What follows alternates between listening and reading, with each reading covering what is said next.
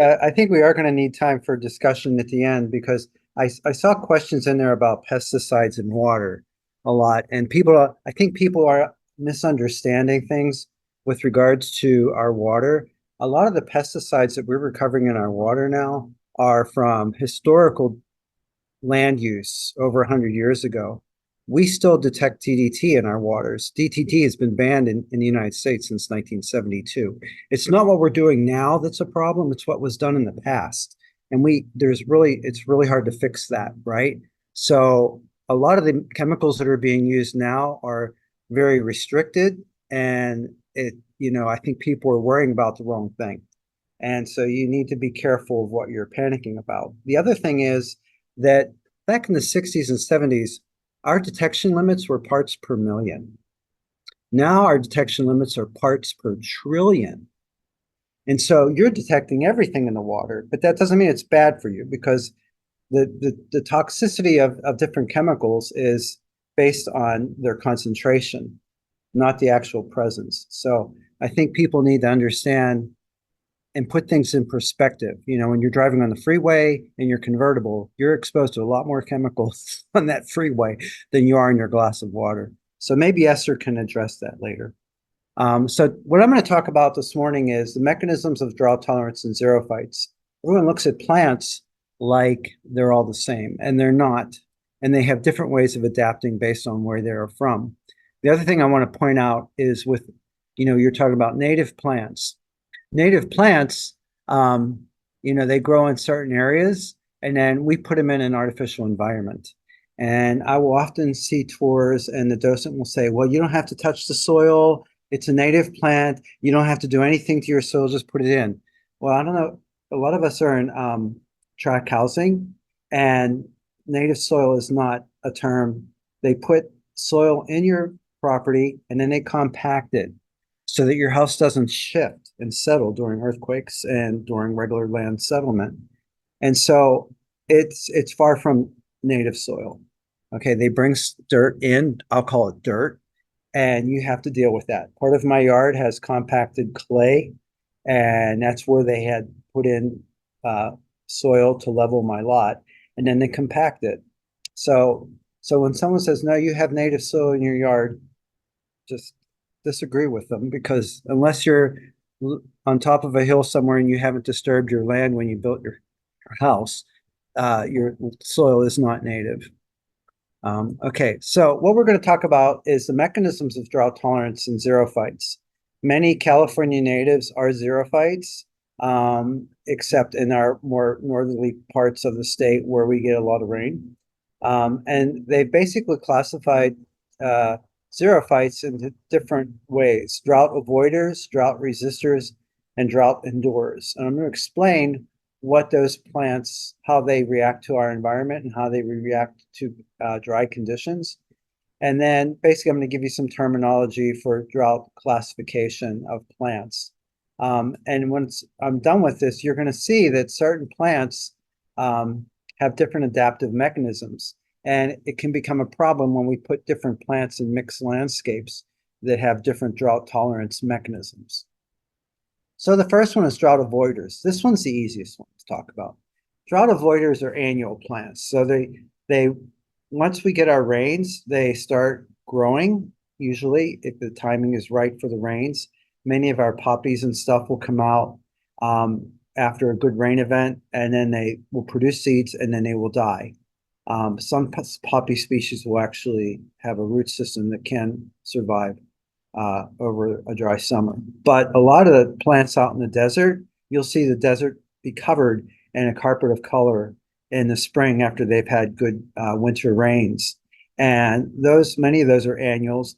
Those seeds, they will produce their seeds very quickly, and then they will go dormant. And those seeds will lie dormant for decades until the right rainy pattern then comes back in.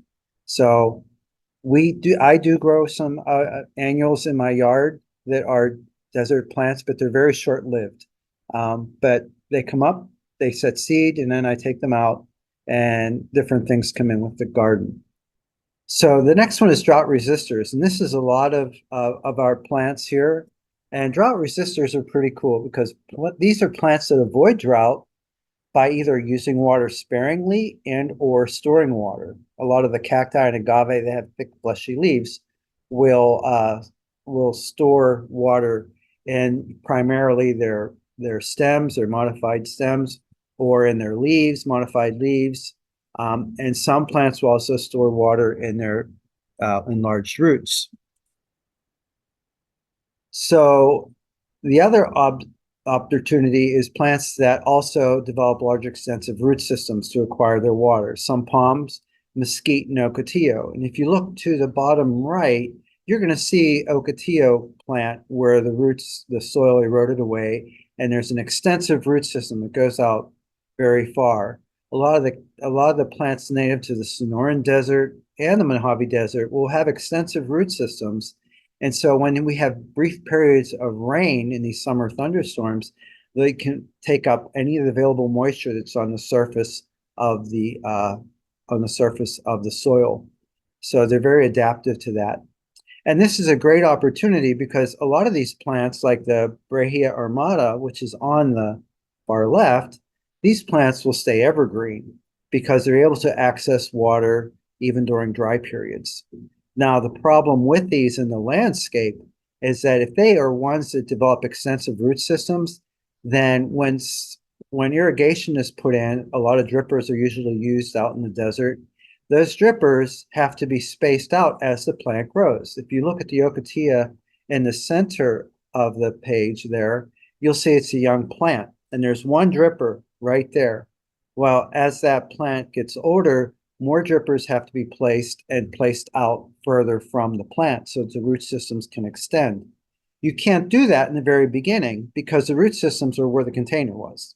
So you have to keep in mind that plants are in a container and the root systems are where the container is. And then it takes time for those root systems to grow and extend out and then put drippers out further from those. If you don't do that, what's going to happen is you're going to get wind blowdown. And this happens a lot with the desert museum trees. They will have root systems that are very shallow and very near the tree trunk, and they don't extend out, and that becomes a problem. The other problem with plants that have extensive root systems to basically resist drought is we'll put them in mixed landscapes with other plants that don't have that ability. And sometimes there is competition for water for the different plant types that are in the landscape. So you'll see failures of certain plants in a landscape where others will survive. So then there's different physical mechanisms that we can see day to day that plants will use to basically minimize the amount of water that's coming off the plant, either through transpiration or through other things. So there's the physical thing. Nydastic movement is where leaves fold at night in response to day and night environments. Our mimosas, albizzias, and a lot of the acacias will close their leaves down at night to conserve moisture. And if you're from out in the desert, like Janet is, I know Janet's out there, the nighttime temperatures don't get below 90 in the summer. Here on the coast, we get, even here in Riverside, near Corona, our temperatures, we were 57 last night. So we cool off quite a bit still in the evenings. But a lot of the desert plants, the nights are not cool. And so even at night, when these leaves are closed, this will conserve moisture. Also, because there's no sunlight, no photosynthetic activity is happening anyway. So this is a way for the plant to conserve moisture, yet the leaves open back up during the day to optimize photosynthetic ability. So things like Parkinsonia, the Desert Museum, for example, these will drop their leaves in the heat of summer, but yet the trunks are green and they still can carry out some photosynthetic activity. So some plants will actually become deciduous in the summer, and that's a normal response to drought. Now, if you're in an artificial landscape where you are providing water in the summertime, these trees will still be evergreen. They'll still maintain their leaves. But if they get to a point where the water is not available, they will look at mechanisms like deciduousness to conserve moisture. Another physical mechanism that plants use is they will produce a wax on their leaves. And so stomates, as you've seen in my other classes, we talk about the stomates, which are small cellular openings in the leaves to allow water to evaporate out through the leaves, and then CO2, carbon dioxide, is taken up into the leaf for photosynthesis. Well, to help minimize that, so still get carbon dioxide into the leaf, but minimize the amount of water loss coming off of the leaf, some plants will develop a waxy layer. And I took a close-up of this Bismarck palm on the right, and you see I scratched the leaf just to show you the wax that's on there. And you probably are familiar with carnauba wax used for car polish. Well, that comes from the carnauba palm, native to Cuba. So a lot of these waxes were initially used prior to World War II for different things. And so now we've done more synthetic waxes, but you can still get carnauba wax, which is from carnauba palm. The other physical barrier that plants adapted and evolved to have are hairs, hairy leaves. So this is an opuntia, Astrocylindra puntia vestita, and you can look. This is very easy to see, and you can see the hairs on this plant. And as a new leaf comes out, which are cylindrical in this species, you see there are leaves. And if you look on the right, I enlarged it. You can see the leaves, the fleshy leaves at the top, to kind of promote photosynthesis and to get the plant more photosynthetic activity as that new stem or new leaf, modified leaf, grows.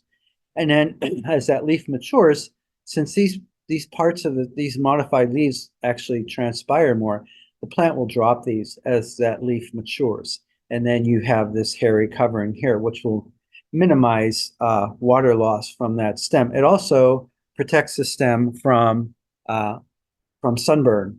And a lot of plants that are alpine will also have this mechanism because the light intensity is so high in the higher mountainous regions. So even though it's not hot and as dry as a desert, it still has high light intensity, and plants have adapted to have hairy leaves to protect it from the intense sunlight.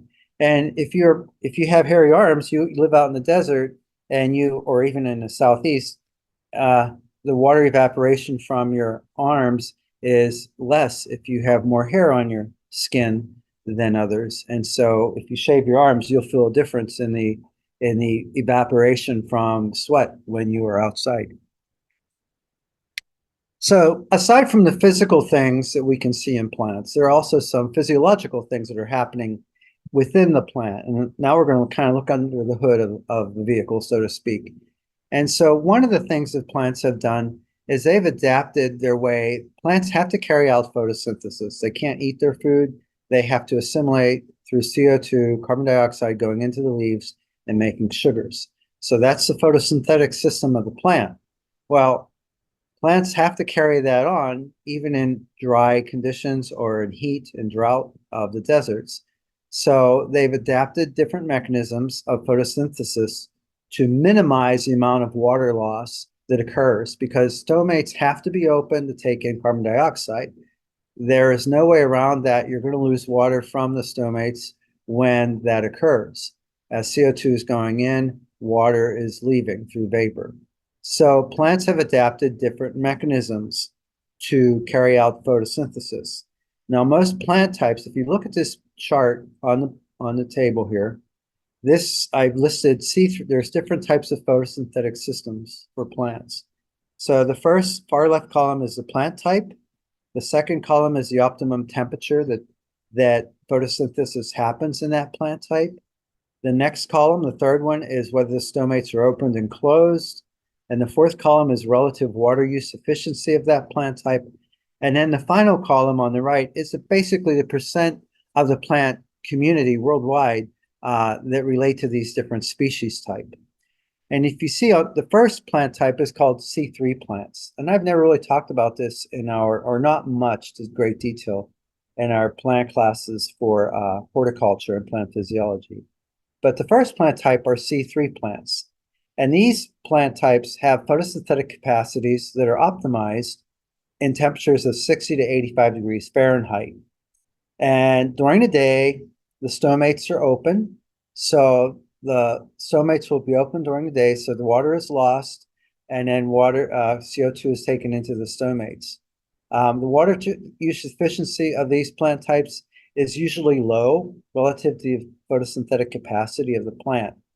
But over 90% of the plant species in the world are C3 plants. And these have evolved in more temperate climates. If you're from more temperate climates like myself and Janet, Janet, you're from Minnesota, right? I think you said. I'm from Pennsylvania. Okay, good. I remembered, see? Okay, I went so to school there. Yeah, that's good enough, right? I lived okay, there that's 10 good enough. years. Yeah.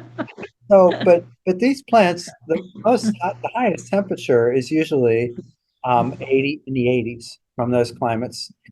And so these plants have adapted to be most efficient in that temperature range. And usually water is not a limiting factor for these plants. Okay, usually there's enough moisture during the growing season for these plants. And a lot of these plants will go dormant in the wintertime because they're in cold climates. The next group of plants, which there are a lot of here in Southern California, are C4 plants. And the optimum temperature for C4 plants is warmer. It's from 70 to 95 degrees. So these plants have evolved the ability to adapt to a warmer climate. And so during the day, their stomates are indeed open. And so they are able to take in carbon dioxide through the stomatal openings, and then moisture does leave. But as I mentioned earlier, some of the physical barriers that these plants have adapted to, the hairs on the leaves or the wax, helps minimize some of that photosynthetic capacity so that even though they can take up some CO2, they're not losing as much water. Other things that some plants will do is they'll have the stomates will be on the undersides of the leaves rather than the top to help also minimize the amount of water loss.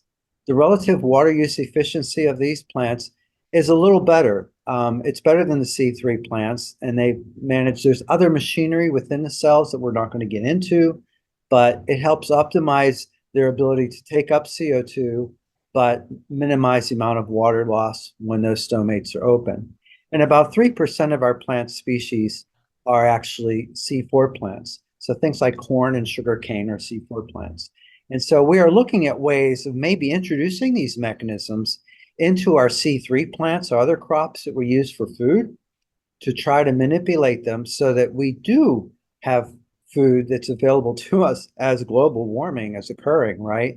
We have to figure out ways to do this. And some of them are molecular tools that we can manage and make sure that we have food available on our tables, even in a warming climate. Now, the last group of plants that I'm going to talk about are CAM plants. And CAM plants are plants that are very unique.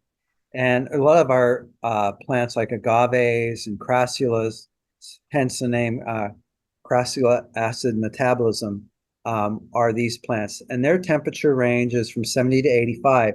But what's interesting with these is that they will have their stomates open during the night. Well, you should be saying, if you're thinking at this point in the workshop today, if you're thinking, if the stomates are closed during the day, how are they getting carbon dioxide, right? Because you need carbon dioxide in the plant to get photosynthesis to happen. Well, they open their stomates at night, take in the carbon dioxide at night, and they do lose some water during the night, but much less than they would during the day. And then they close those stomates up as the sun comes up during the day, and the stomates are closed during the day.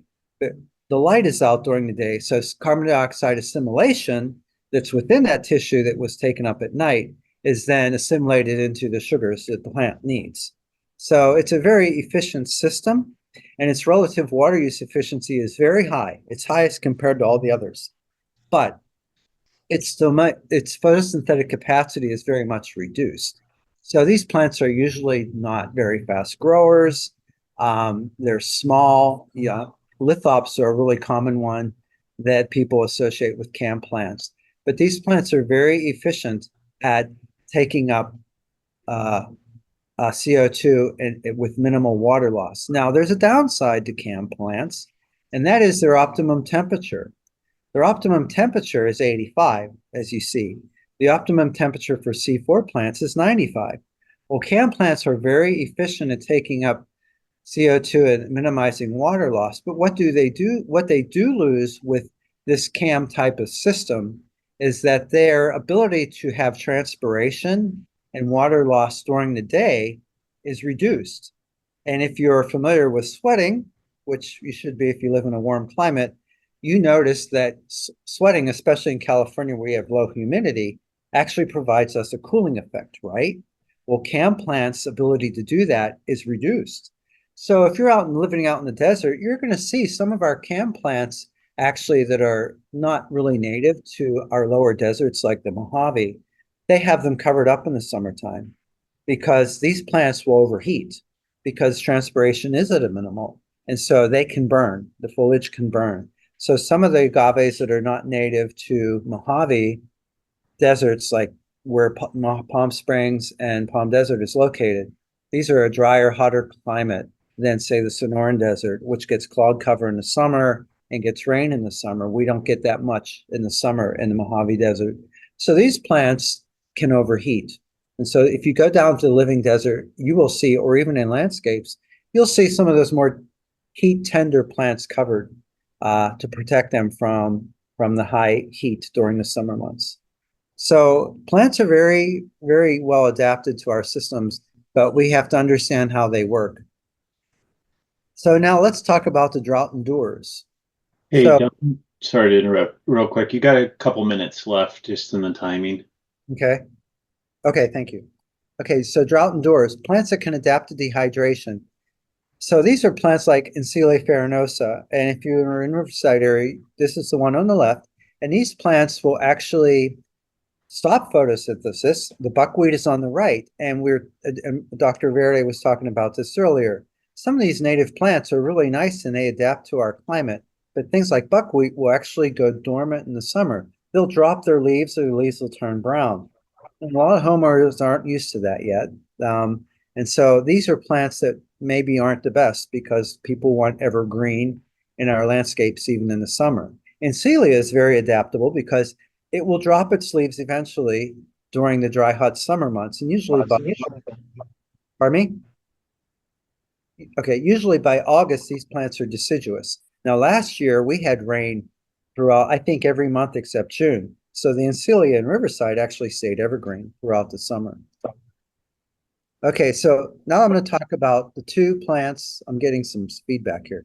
Two plants types that we have. So plants that regulate water loss out of their leaves are plants like Encele farinosa because they have hairy leaves and waxy leaves. And a lot of our other plants that I talked about with their physical abilities of hairy leaves and waxy leaves actually reduce their photosynthetic capacity, but they're also saving in water loss. So these are drought resistors. And then plants that allow water loss and desiccate with drought, again, are Encele farinosa and some of our buckwheats. Not all the buckwheats will actually drop their leaves or turn brown. There are some species that will stay evergreen. But these plants will actually stop photosynthetic capacity and will go dormant in the summer months. So in closing, if you haven't received that message earlier, do not confuse drought tolerance with heat tolerance. As you saw with the different types of photosynthetic capacities, some plants are drought tolerant and some are heat tolerant, some are both, and some are one or the other. Okay.